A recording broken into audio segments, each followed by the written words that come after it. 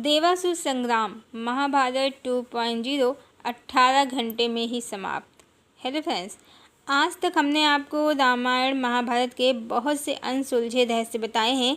अग्नि परीक्षा, सीता परित्याग का खंडन, श्री कृष्ण के अनेक विवाहों का कारण, श्री कृष्ण की कहानी के परम गोपनीय रहस्य भी बताए हैं। हमने बहुत सी पौराणिक कहानियों को डिकोड भी किया है, पर आज हम आपको महाभारत 2.0 जो समाप्त हो गया है उसका सब रहस्य बताएंगे।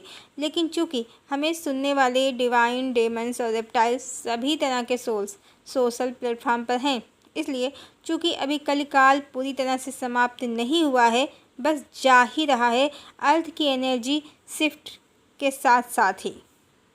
पर अभी डेमन्स और रेप्टाइल्स सब यहाँ मौजूद हैं और वो अपने अस्तित्व के लिए आखिरी संघर्ष कर रहे हैं। उन्हें पता है युद्ध समाप्त हो चुका है, देवासुर संग्राम देवताओं ने जीत लिया है, पर डेमन्स फिर भी लगे हुए हैं कि शायद किसी तरह किस्मत कहें या देवयोग से उनका भाग्य बदल जाए, बाजी पलट जाए और वो फिर से अस्तित्व में आ जाएं या धरती पर टेक ओवर कर लें। इसलिए ये टॉप सीक्रेट हम आपको बताएंगे ज़रूर महाभारत 2.0 का, पर कोड लैंग्वेज में ही। जो हमारे चैनल से जुड़े हैं, जिनकी चेतना उच्च है, वो सभी तुरंत समझ जाएंगे कि हमने क्या बताया है और वो अपनी चेतना की शक्ति से इसको डिकोड भी कर लेंगे। डेमन्स समझ कर भी समझ नहीं पाएंगे। वैसे चेतना जगत में तो ये युद्ध 500-600 वर्ष पूर्व से ही चल रहा है, पर अब उसके परिणाम भौतिक जगत में भी प्राप्त हो रहे हैं। जैसा कि फेमस एस्ट्रोलॉजर ने बताया कि महाभारत का युद्ध 18 दिन में समाप्त हो गया था, तो इस बार भी वैसा ही होगा या हो सकता है। अब ये 18 दिन कौन से हैं ये उन्हें नहीं पता, ऐसा उनका कहना है। हो सकता है उनको सब पता हो, क्योंकि सारे भेद खोले नहीं जा रहे हैं, डेमन से बहुत कुछ छुपाया जा रहा है। फिलहाल करंट में ये युद्ध सिर्फ 18 महीने चला है और इसका क्लाइमैक्स सिर्फ 18 घंटे में होकर अब ये युद्ध समाप्त हो चुका है। अब जो भी सोशल मीडिया में आपको कल्कि से रिलेटेड जानकारियाँ मिलेंगी, उनमें से ज़्यादातर हवाई होंगी जो पहले से ही चल रही हैं। बाकी जो जागृत आत्माएं हैं, वो आपको सिर्फ डिवाइन एरा में कैसे प्रवेश करें, कैसे वननेस को अचीव करें, इसके बारे में ही बताएंगी, क्योंकि सच में युद्ध समाप्त हो गया है।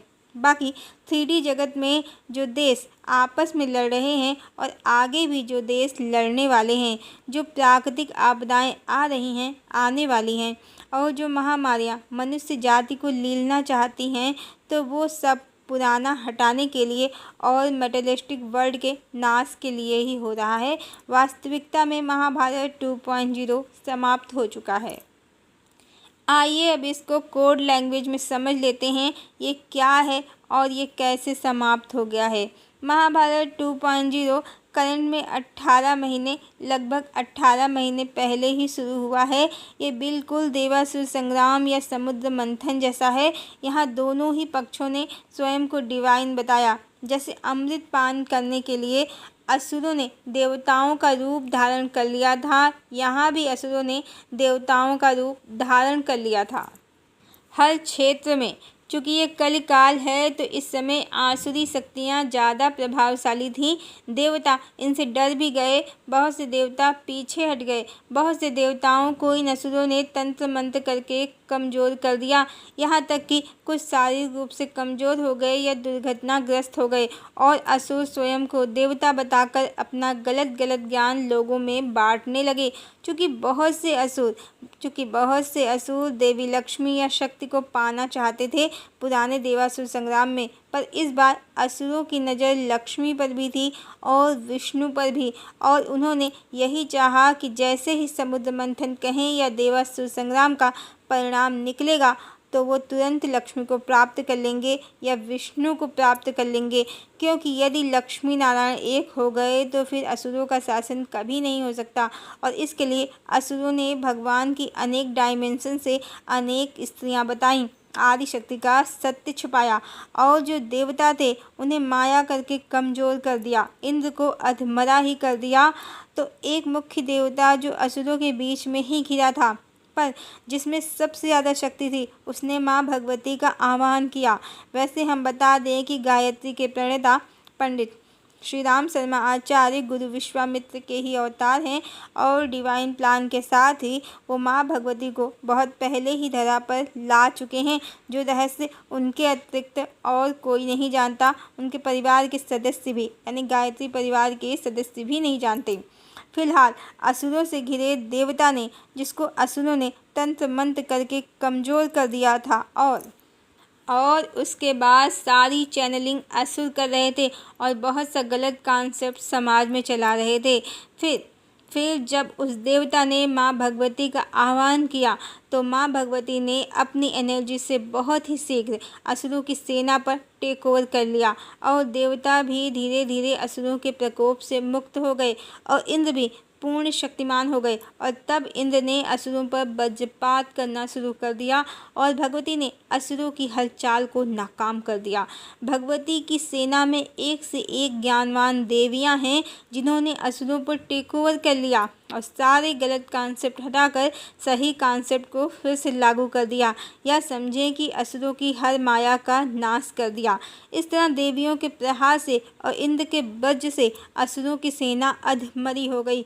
चारों ओर चीख पुकार मच गई। सब अपनी जान बचाने के लिए समूह बनाने लगे और देवताओं पर समूह में आक्रमण करने लगे।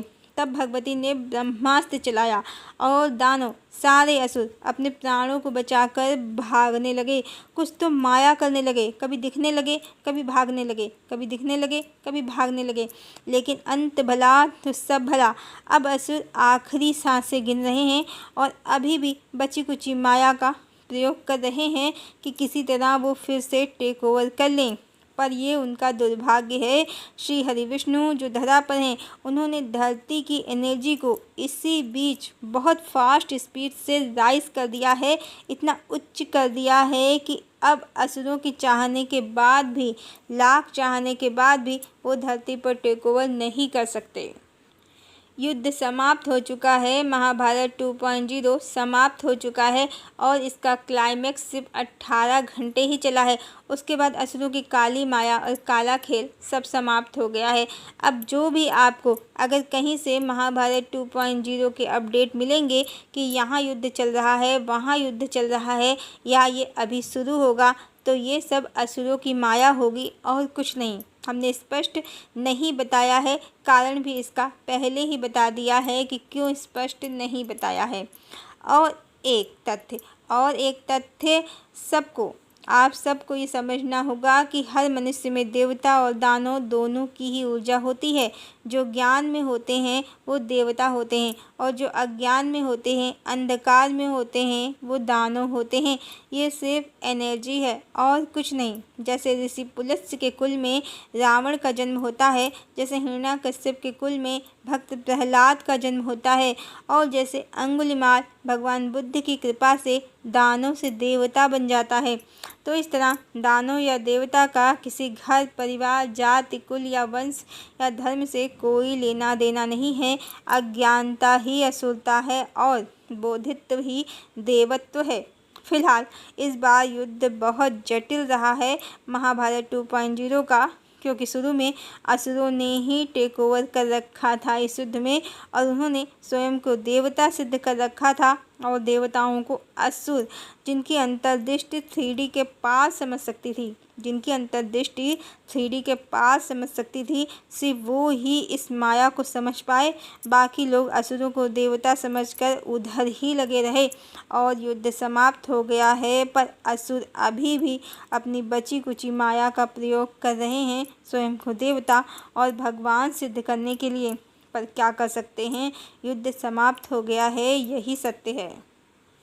अब हमने सारा युद्ध, उसका क्लाइमैक्स सब बता दिया है। इसे आप लोग अपनी अपनी चेतना की शक्ति के आधार पर डिकोड कर सकते हैं।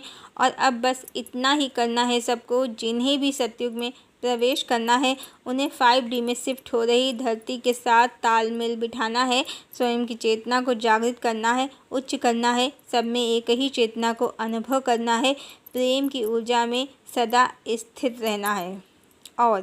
और ये महाभारत 2.0 कहें या देवासुर संग्राम किसी समुद्र मंथन से कम नहीं था। इसमें असुरों ने बढ़ चढ़कर हिस्सा लिया, कारण लक्ष्मी को प्राप्त करना वो चाहते हैं। बस पुरातन की रणनीति को उन्होंने इस बार बदल लिया।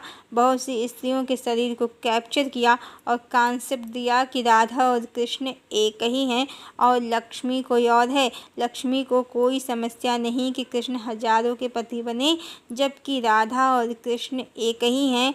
पर राधा ही लक्ष्मी हैं, क्योंकि लक्ष्मी और विष्णु एक ही हैं।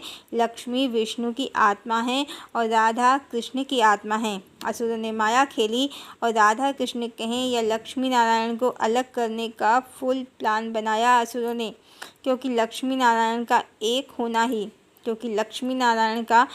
होना ही 5D का डोर ओपन होना है। चेतना जगत का रहस्य खुलना है। पर हरि तो हरि हैं। इस बार युद्ध का पैटर्न बदल गया और जो लक्ष्मी समुद्र मंथन के बाद निकलती, विष्णु उन्हें प्राप्त करते, सतयुग का प्रारंभ होता। तो इस बार पूरा एक युग चक्र कंप्लीट होकर हम नए युग चक्र में प्रवेश कर रहे हैं।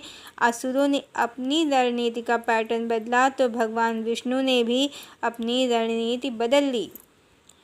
और जो 500 साल पुरानी रहस्यमयी प्रेम कहानी चलाई गई सोशल मीडिया पर फेमस एस्ट्रोलॉजर के द्वारा, जिसके बाद दो आत्माओं के मिलन कहें या सोल मर्जिंग का कॉन्सेप्ट भी सोशल मीडिया में खूब चर्चा में रहा, तो इस बार भगवान विष्णु ने पहले लक्ष्मी को ही प्राप्त किया। यानी चेतना के स्तर पर लक्ष्मी जो आदि शक्ति हैं, जो वैष्णवी हैं, विष्णु की शक्ति हैं, उनको भगवान विष्णु ने तपस्या करके स्वयं में विलीन किया या स्वयं से मर्ज कर लिया, जिसके परिणाम स्वरूप आदि शक्ति जागृत हो गई और भगवान परम शक्तिशाली हो गए। भगवान ने पैटर्न बदल दिया युद्ध का। असुर समझ ही नहीं पाए कि क्या हुआ। आदि शक्ति ने एक एक करके सभी असुरों का काम तमाम कर दिया। न असुरों को लक्ष्मी प्राप्त हुई, ना ही वो विष्णु को लक्ष्मी से अलग कर पाए। और निकट भविष्य में लक्ष्मी नारायण का ही शासन होगा। ये भी कोड है। इसका मतलब परमात्मा का शासन होगा, सदात्माओं का शासन होगा। दुनिया में किसी भी तरह का पापाचार नहीं होगा। भगवान बहुपत्नीवादी नहीं, एकमात्र भगवती के पति कहलाएंगे। भगवान का सर्वव्यापी न्यायकारी सच्चिदानंद स्वरूप ही पूजा जाएगा सतयुग में। हरिओम।